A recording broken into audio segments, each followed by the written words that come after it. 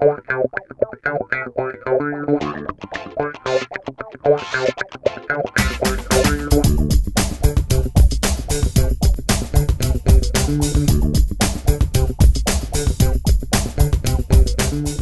is Tim Deluca from WDS-Tim company. How are you doing, sir? I'm very well. How are you? I'm doing excellent as always. Great to be here in Barcelona and one of the largest conferences in the world. Everybody in the industry is here. And more importantly, let's talk about you because we're here for you guys. And as always, we like to know what your company represents in this ecosystem and what is the benefit behind in terms of the amazing wireless industry that we're in today. Sure. So we've been in business for around 15 years now, and we've seen how this industry has changed from those emerging technologies that are really starting to manifest themselves across the mass market, and the complexity that we're seeing in our business is really about helping operators to bring those technologies to the masses, to their subscribers in a way that's profitable to them. If you think about how the industry has changed in terms of smartphones, in terms of high-speed data networks, the application ecosystem, it's not only complex for the subscriber, it's complex for the operator and the handset manufacturer as well. So our business is in customer experience management, and it's about helping those operators to shape the behavior of their customers in a really profitable manner. How are your customers exploring, finding, setting up and using services, and how are they interacting with you, an operator brand? Well, I always find your companies to be one of the key components of the provider and the relationship to their clients, because not only are they trying to satisfy their clients so they keep coming back every year back to the same provider, but more importantly to get new clients, and the idea behind that requires companies such as yours to help them acquire that knowledge. Yeah, I think as well that the sentiment has shifted. We went through a period where it was all about customer acquisition. How do we bring in as many new customers as we can? I think certainly in a lot of the mature markets where we've got that penetration now, the focus is really shifted to retention.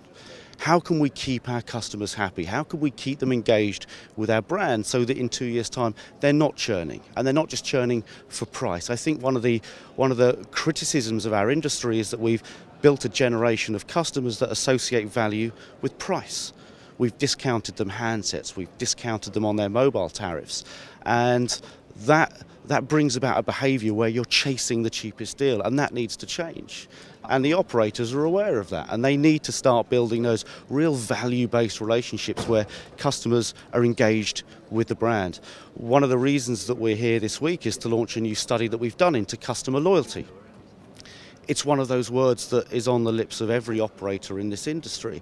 How do we create loyalty within our subscriber base? And it's very, very difficult to do. Where we've got to in our research, actually, particularly in the US, we estimate only 13% of US customers are loyal enough to protect them from price-based competition from competitors and to insulate them from failures in the network. You know, if something goes wrong, is that going to upset me and annoy me enough for me to churn and switch providers? Or am I tolerant enough that I will forgive that brand and I will continue? And as I say, our analysis is really only about 13% of customers have that behaviour. So how do operators start instilling that emotion and that brand association to increase that? If you look at how a lot of people try and measure retention and loyalty today, they do it on things like customer satisfaction or NPS, the words that get thrown around the industry all of the time. Yet nearly a fifth of customers who say they're highly satisfied are at risk of switching. So actually that satisfaction isn't really enough to keep them loyal to the brand. If you were to offer them a price discount, or if prices had to rise, those highly satisfied customers, does that satisfaction again insulate them and protect them and keep them within the network? And the answer is no.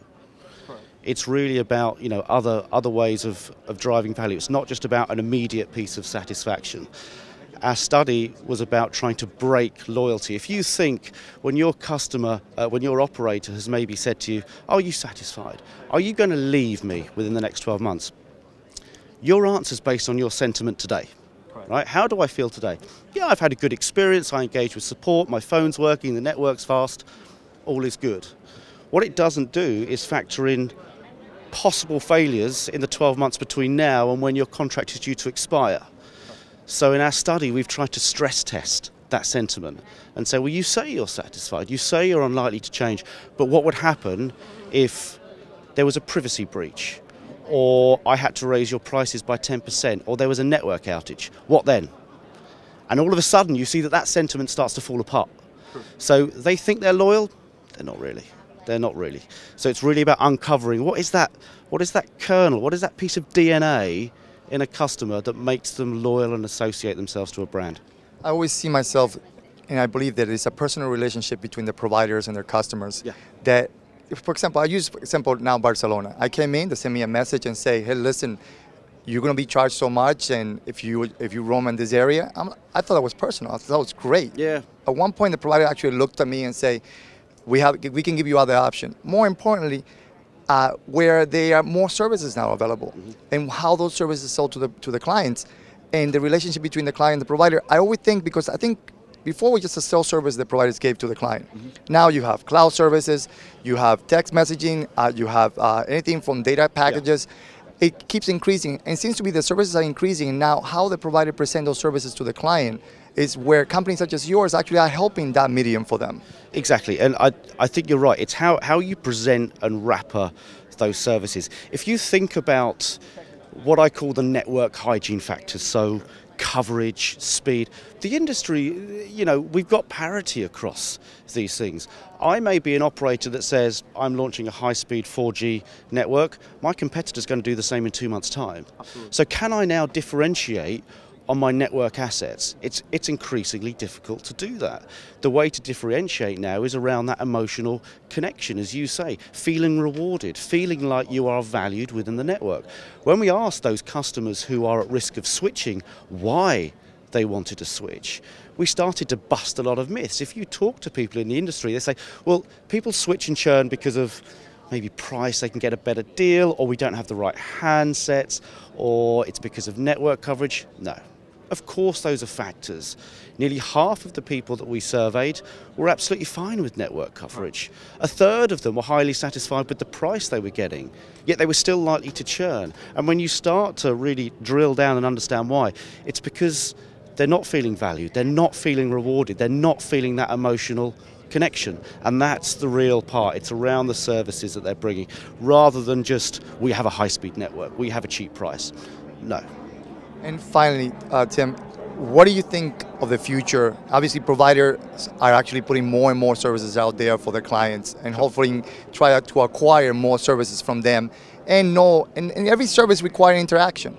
What do you see of the future based on WDS view of how providers be able to deal with future packages and how the clients will relate to them? Yeah, I think the big challenge and where we're working with our customers who are, you know, across the operator space, across the handset manufacturer space, and even the retailers that we're working with as well. I think their big challenge is understanding how to bring all those services together, not only from within their own domain, but third-party, over-the-top services. They're now aware that, you know, the old days of that walled garden experience where I would surf and use applications that have been curated by my operator are over. The consumers want to go out and discover and explore and use different third-party systems, but the operators also need to be aware that they are still that central experience. It's using their network, it's using their billing infrastructure, and the customer, regardless of where the fault lies, if they have a problem with a third-party service, they will look to their operator for support. And the operators, you know, they are stepping up, and they are managing that support because they realise they're part of a much wider ecosystem of services. So it's a real challenge, but an opportunity for these guys. Well, Tim, thanks so much for spending time with us. It's always great to have you here. And as always, I'll see you next year. Absolutely. Right. Good to see you. And this is Tim Deluca from WDS, a Xerox company. And this is Nelson Pereira from bnetTV at the Mobile World Congress 2013 in Barcelona.